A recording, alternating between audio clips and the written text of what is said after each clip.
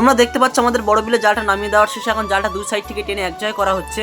এখন এই জালটা টেনে তোলার পরে তোমাদেরকে দেখাবো এখান থেকে কি কি মাছ পেলাম আমরা আজকে। তার আগে এখানে গাছের ডালপালাগুলো দেখতে পাচ্ছ ড্যাঙায় তোলা হচ্ছে। এবারে দেখতে পাচ্ছ এখানে তোমরা দুই সাইড থেকে টেনে কিন্তু জালটা এক জায়গায় করে নেওয়া হয়েছে।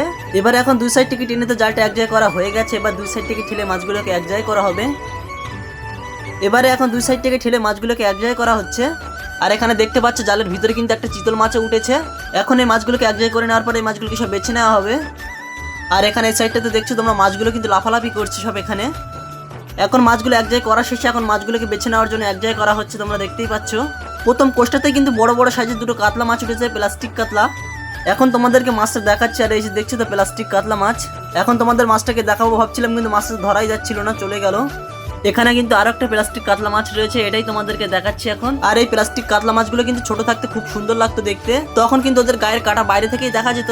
আর তোমরা হয়তো জানো আমাদের বড় বিলে বড় একটা সাইজের কাতলা মাছ রয়েছে, এই কাতলা মাছটা অন্য একটা পুকুরে নিয়ে যাবো, দেখাচ্ছি তোমাদের নেক্সট ভিডিওতে।